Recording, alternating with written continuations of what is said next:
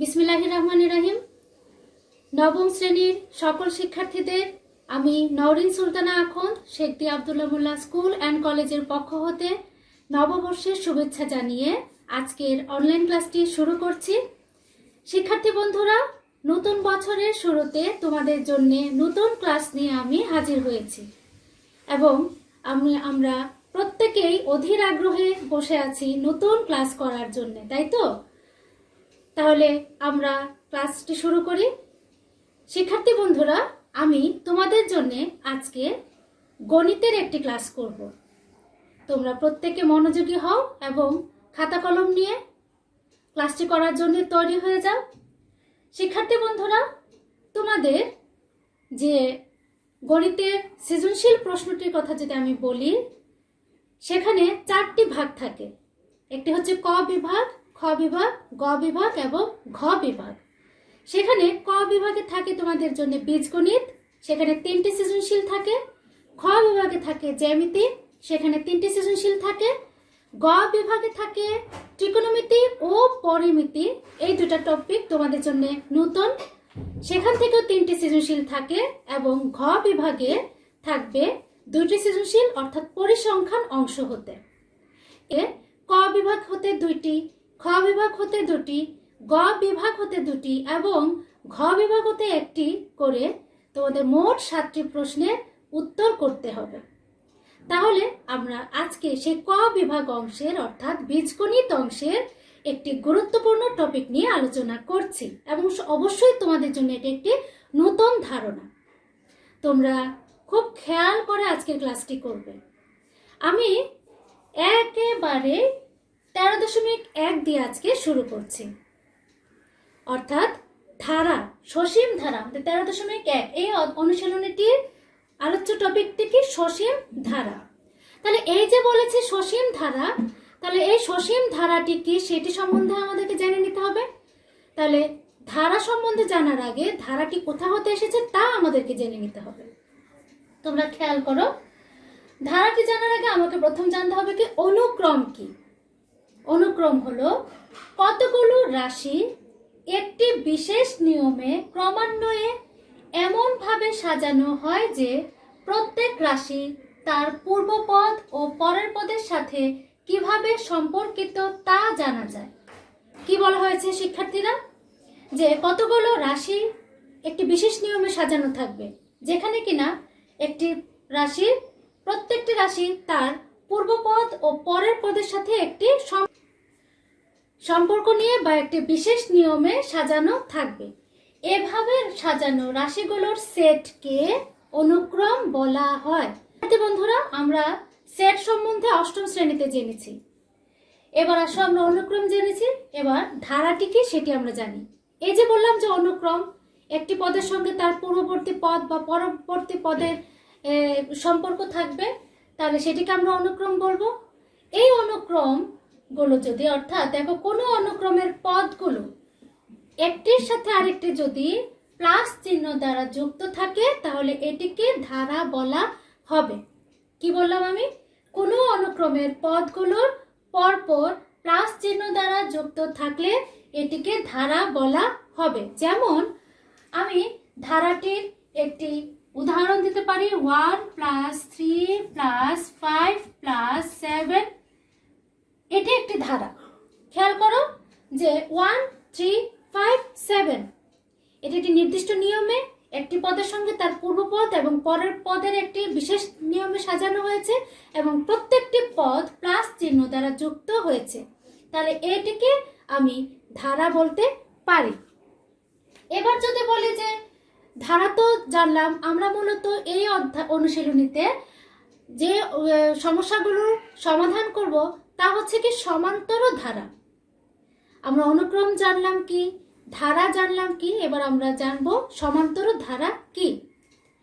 সমান্তর ধারা হচ্ছে যে ধারাটির কোনো পদ তার পূর্ববর্তী পদের সাথে, অর্থাৎ কোনো পদ থেকে যদি পূর্ববর্তী পদ বিয়োগ করা হয়, সেই বিয়োগফলটি যদি সর্বদা সমান হয়, তাহলে সেই ধারাটিকে আমরা কি বলবো? সমান্তর ধারা।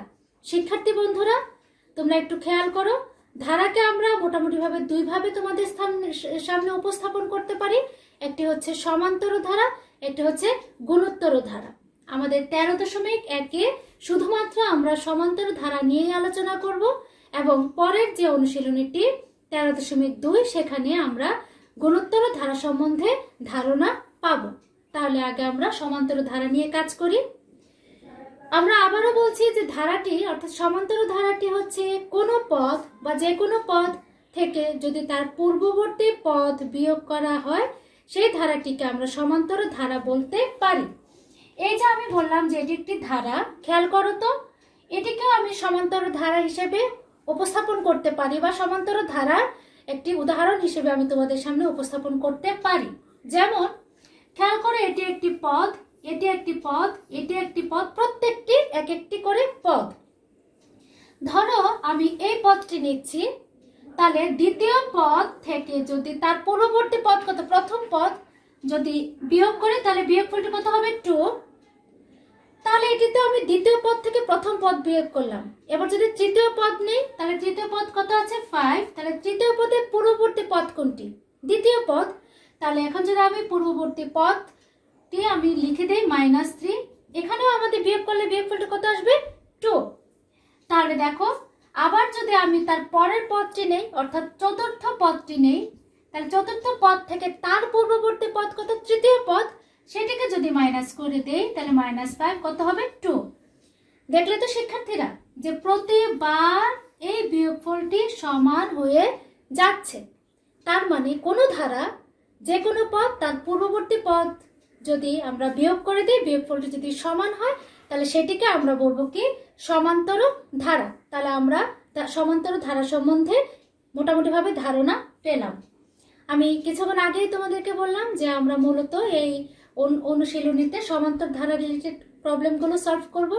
তাহলে এই যে সমান্তর ধারা সম্বন্ধে আমরা জানলাম এবং সেগুলো নিয়ে আমরা সমস্যার সমাধান করতে চাইছি, তাহলে তার জন্য আমাদেরকে প্রথমত যে কাজটি করতে হবে যে আমরা কিভাবে প্রবলেমগুলো সলভ করব, তার জন্য আমাদেরকে সূত্র জানতে হবে। খেয়াল করো, আমি যদি বলি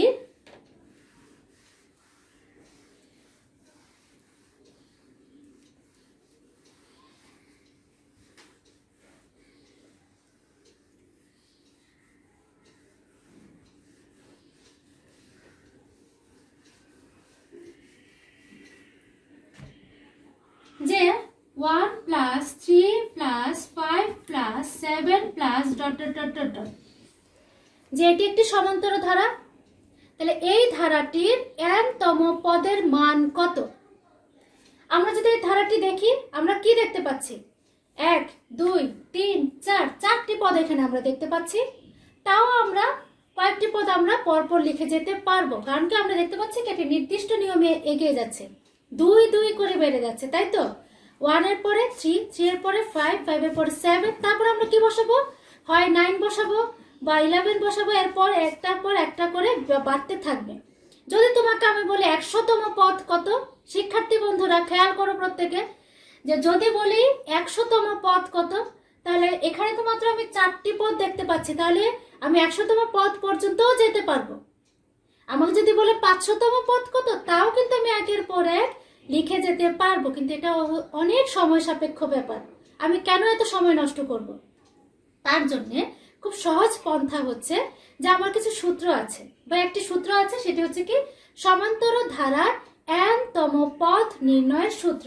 সেটিকে আমরা লিখে দিতে পারি সমান্তর ধারার n-তম পদ আমরা কিভাবে লিখব, a + n-1 * d।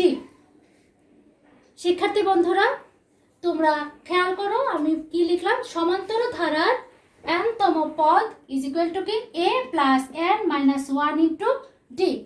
এবার আমরা এখান থেকে কেমন করে অঙ্কগুলো করতে পারি একটু দেখি। a কি, n কি, d কি সেটি তো আমরা জানি না এখনো পর্যন্ত। a হচ্ছে কোনো, শিক্ষার্থী বন্ধুরা প্রত্যেকে খেয়াল করবে, a হচ্ছে কোনো ধারার প্রথম পদটি, যে ধারাটি দেয়া থাকুক না কেন তার প্রথম পদটিকে আমরা কি দ্বারা প্রকাশ করব, a দ্বারা প্রকাশ করব। খেয়াল করো, তাহলে এখানে প্রথম পদ কত? প্রথম পদকে আমরা এ দ্বারা প্রকাশ করব। এখানে প্রথম পদ কত শিক্ষার্থীরা? 1। আচ্ছা, ডি কি?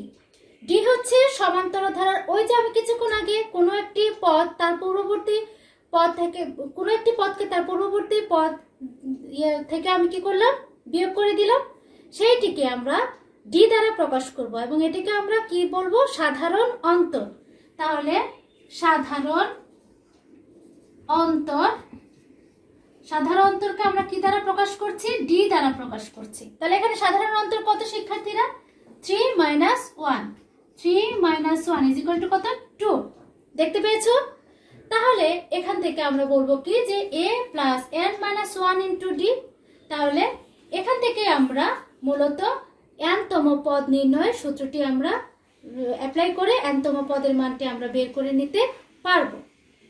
আচ্ছা, আর n তো আমি বললামই কততম পদ সেটি জানার জন্য। এবার যদি বলে যে এই ধারাটির প্রথম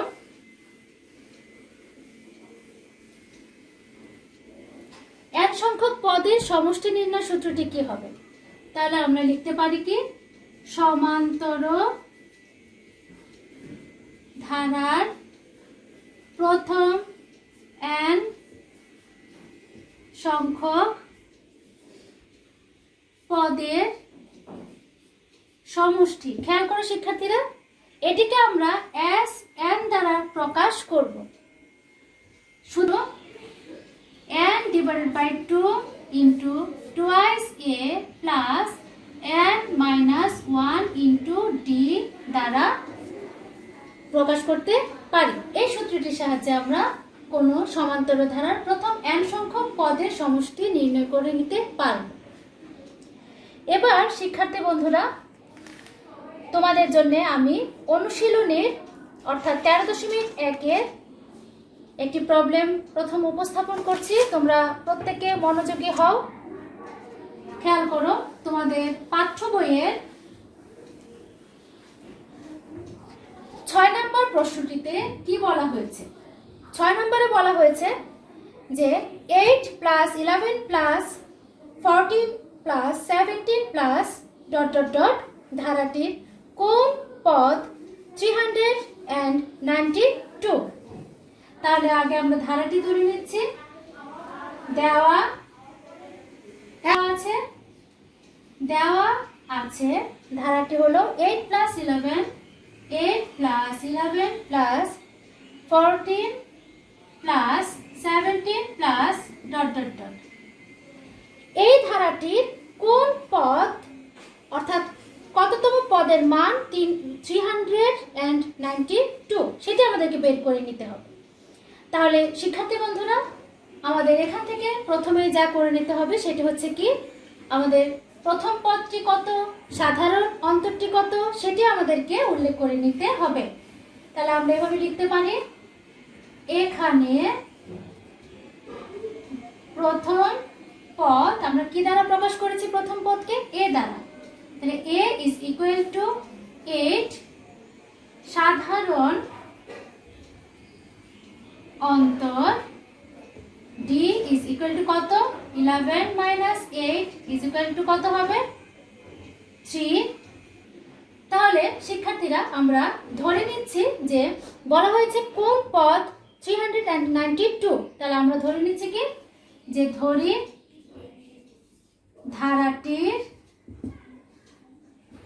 n-তম পদ ইজ ইকুয়াল টু 392। শিক্ষার্থী বন্ধুরা, এখানে আমরা আরেকটি কাজ করে নিতে পারি। যেহেতু সাধারণ অন্তর বেরিয়েছে, তাহলে আমরা লিখে দিতে পারি কি, সুতরাং এটি একটি সমান্তর ধারা। আচ্ছা, এবার আমরা জানি, খেয়াল করো, আমরা জানি সমান্তর ধারার n-তম পদ ইজ ইকুয়াল টু কত? সূত্রটি কি দেখিয়েছিলাম? a plus n minus 1 into D. তাহলে নেক্সট লাইনে আমরা চলে যাচ্ছি। সমান্তর ধারার n-তম পদ আমরা কি ধরে নিলাম?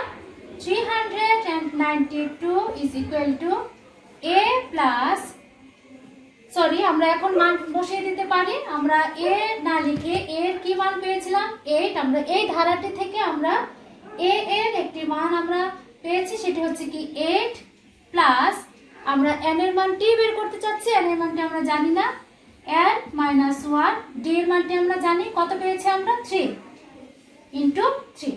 এবার আমরা ক্যালকুলেশন করে দিচ্ছি। 392 is equal to 8 plus thrice n minus 3 বা 392 is equal to 8 থেকে যদি আমরা 3 বাদ দিই তাহলে কত থাকবে 5 plus 3n। আমি এই পাশে তোমাদেরকে দেখাচ্ছি। বা আমরা thrice n কে যদি রাখি is equal to 5 পক্ষান্তর করে দাও তাহলে 392 minus 5, যেহেতু 5 এখানে পজিটিভ আছে পক্ষান্তর করলে এটি কি হয়ে যাবে নেগেটিভ হয়ে যাবে। শিক্ষার্থী বন্ধুরা তারপর কি হচ্ছে thrice n is equal to, এটাকে যদি আমরা বিয়োগ করে দিই তাহলে 387 বা n is equal to 387 divided by 3, আমরা যদি এখানে ক্যালকুলেশন করি তাহলে কত থাকবে 129। তাহলে এখান থেকে আমরা দেখতে পাচ্ছি কি n তম পদের মান অর্থাৎ 129 তম পদের মানটি হবে 392। এবার আমরা পরের প্রশ্নে চলে যাচ্ছি। আমাদের অনুশীলনীর 8 নাম্বার প্রশ্নটি আমরা একটু খেয়াল করি, প্রত্যেককে দেখো। 8 নম্বরে কি বলা হয়েছে? 8 নম্বরে বলা হয়েছে কোন সমান্তর ধারার m তম পদ n এবং n তম পদের মান হচ্ছে কত n, তাহলে ধারাটির m প্লাস n তম পদ কত? খেয়াল করো শিক্ষার্থীবৃন্দ, তোমাদের বইয়ে কোন সমান্তর ধারা এখানে উল্লেখ করা হয়েছে যে ধারাটি হচ্ছে সমান্তর ধারা। এই ধারাটি সরাসরিভাবে আমাদের দেওয়া নেই, তাহলে এখান থেকে m তম পদের মান n এবং n তম পদের মান m, এইটুকুই ক্লু আমাদেরকে দিয়ে দিয়েছে। তাহলে সেখান থেকে ধারাটির m প্লাস n তম পদের মান কত? তাহলে আমাদের নিয়ম অনুযায়ী আমাদেরকে কি করে নিতে হবে, যেহেতু ধারাটি উল্লেখ করা নেই তাহলে আমরা এই ধারাটির অর্থাৎ এই সমান্তর ধারাটির আমরা প্রথম পদ এবং সাধারণ অন্তরটি ধরে নিচ্ছি। তাহলে আমরা এভাবে লিখতে পারি, ধরি সমান্তর ধারাটির প্রথম পদ is equal to a, সমান্তর ধারাটির সাধারণ অন্তর is equal to কত d। তাহলে নেক্সট আমরা কি করতে পারি, কোন সমান্তর ধারার m তম পদের মানটি ওরা চেয়েছে, তাহলে আমরা জানি সমান্তর ধারার n তম পদ, আমরা কিছুক্ষণ আগে কি দেখলাম, সমান্তর ধারার n তম পদ নির্ণয়ের সূত্রটি কি a plus n minus 1 into d। তাহলে সুতরাং সমান্তর ধারার কি চেয়েছে এখানে m তম পদ এবং n তম পদ, তাহলে n তম পদটা আমরা লিখেছি, এবার আমরা m তম পদও লিখে দিচ্ছি। তাহলে a প্লাস, শিক্ষার্থী বন্ধুরা তোমরা খেয়াল করো যখন n তম পদ বলা হয়েছে তখন এখানে n মাইনাস 1, এবার m তম পদ বলা হয়েছে তাহলে এখানে আমরা কি লিখব m মাইনাস 1, অর্থাৎ যততম পদ বলবে সেখানে আমরা যে n মাইনাস 1 এখানে n এর জায়গায় তততমই বসে যাবে। তাহলে এখানে আমরা লিখে দিতে পারি m মাইনাস 1 ইন্টু d। তাহলে এবার আমরা শর্ত মতে লিখে দিতে পারছি যে ধারাটির বলা হচ্ছে কি m তম পদ n। দেখো তো m তম পদ আমরা কি পেয়েছি a plus m minus 1 into d। তাহলে এই m তম পদের মানটি ওরা বলেছে n, আবার এটিকে আমরা 1 নং সমীকরণ দিতে পারি, আবার n তম পদের মানটি বলেছে কি m, তাহলে আমরা বলে দিতে পারি কি a plus n minus one into D is equal two কত m। এটিকে আমরা 2 নম্বর সমীকরণ দিচ্ছি। এখন খেয়াল করো শিক্ষার্থী বন্ধুরা, এই পর্যায়ে এসে আমরা 1 নং সমীকরণ থেকে আরেক 2 নং সমীকরণ বিয়োগ করে দিব। তাহলে এখন 1 নং সমীকরণ থেকে 2 নং সমীকরণ বিয়োগ করি। তাহলে কি পাবো বিয়োগ করলে পরে? দেখো a plus m minus 1 into D is equal two n। 2 নম্বর সমীকরণ আমরা পেয়েছি a plus n minus 1 into D is equal two কত হবে m। তাহলে বিয়োগ করে দাও। বিয়োগ করলে পরে a a ক্যান্সেল হয়ে যাচ্ছে। তাহলে এখানে কি থাকছে m minus 1 into D minus n minus 1 into D is equal two এখানে থাকবে n মাইনাস m। আমি তোমাদেরকে বাকিটুকু উপরে দেখাচ্ছি। এ পর্যায়ে এসে বা এখান থেকে যদি আমরা কি করতে পারি, ডি কমন নিতে পারি, তাহলে আমরা কি করব m minus 1 minus n plus 1 into D is equal two, আমরা এখান থেকে মাইনাস 1 কমন নিলে পরে কি থাকবে আমাদের m মাইনাস n, বা এখান থেকে m মাইনাস n থাকবে ইন্টু ডি, কারণ প্লাস 1 মাইনাস 1 ক্যান্সেল হয়ে যাচ্ছে, is equal to minus m minus n, বা d is equal to minus m minus n divided by এই m মাইনাস n সাইড পরিবর্তন হয়ে যাচ্ছে m মাইনাস n। এখন উপরে নিচে আমরা কেটে দিতে পারছি। তাহলে সুতরাং d is equal to minus 1। দেখো শিক্ষার্থী বন্ধুরা, আমাদেরকে এই প্রশ্নে বলা হয়েছে কি যে ধারাটির m প্লাস n তম পদ কত। তাহলে আমরা কোনো ধারার যততম পদের মানই বের করতে বলো তখন আমাদেরকে কি বের করে নিতে হবে, a এর মানটি বের করে নিতে হবে এবং d এর মানটি বের করে নিতে হবে। তাহলে সেই জন্য যেহেতু আমাদের এখানে সরাসরি কোনো ধারাটি দেওয়া ছিল না, সেই জন্য আমরা এইভাবে সমীকরণের সাহায্যে d এর মান অর্থাৎ সাধারণ অন্তরের মানটি বের করে নিয়েছি, কারণ আমাদেরকে m প্লাস n তম পদের মানটি বের করে নিতে হবে। এবার আমরা এই d এর মানটি অর্থাৎ সাধারণ অন্তরটিকে যে কোনো একটি সমীকরণে বসিয়ে এর মান বের করে নিতে পারবো, অথবা আমরা যদি এভাবেও করি তাও হবে। যে আমাদের কি চাওয়া হয়েছে, এখন বলা হয়েছে কি m প্লাস n তম পদের মানটি বের করো। তাহলে সুতরাং m প্লাস n তম পদ ইজ ইকুয়াল টু কি হবে শিক্ষার্থী বন্ধুরা, a প্লাস, আমরা কি জানি n তম পদ নির্ণয়ের সূত্রটি জানি a plus n minus 1 into D. তাহলে সেখানে n তম পদ ছিল বলে n মাইনাস 1 এসছে। এবার কি বলা হয়েছে m প্লাস n তম পদ, তাহলে এখানে n এর জায়গায় আমরা কি বসিয়ে দিব m প্লাস n, n এর জায়গায় আমরা m প্লাস n দিয়েছি মাইনাসের 1 ইন্টু ডি। বুঝতে পেরেছো শিক্ষার্থীরা? তাহলে আমরা ক্যালকুলেশন করি a প্লাস m মাইনাস 1 রেখে দিতে পারি। তাহলে এখান থেকে আমরা n টিকে আমরা এটি এর সঙ্গে আমরা d কে নিয়ে আসতে পারি, কারণ খেয়াল করো m প্লাস n মাইনাস 1 প্রত্যেকটির সঙ্গে d এর গুণাকারে আছে। তাহলে আমরা যদি m মাইনাস 1 ইন্টু d লিখি তাহলে আমাদের কি থাকবে প্লাস n d। তাহলে প্লাস n d আমরা আলাদা করে ফেললাম ইজ ইকুয়াল টু, দেখো a plus m minus 1 into d আমরা কি পেয়েছিলাম শিক্ষার্থীরা, যে m তম পদের মানটি ছিল n। তাহলে এইটুকু না লিখে এই যে এইটুকুর পরিবর্তে আমি n বসিয়ে দিতে পারি, প্লাস n তো রইলই, আর d এর মানটি আমি কত পেয়েছি মাইনাস 1।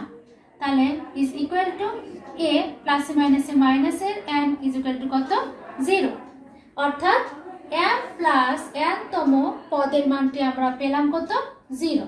তাই তো শিক্ষার্থীরা? এই তো এভাবে আমরা মূলত অঙ্কগুলো করে যেতে পারি।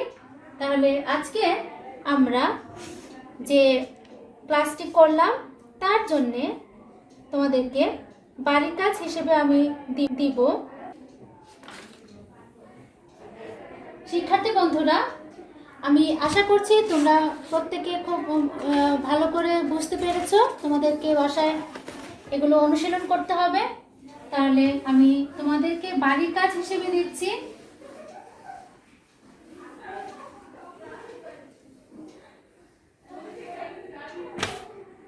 এই অনুশীলনীর 5 থেকে 8 পর্যন্ত হোমওয়ার্ক হিসেবে নাও। 5 থেকে 8 নং এবং উদাহরণ 2 নং। শিক্ষার্থী বন্ধুরা, আজকের ক্লাসটি তোমরা বাসায় ভালো করে অনুশীলন করবে।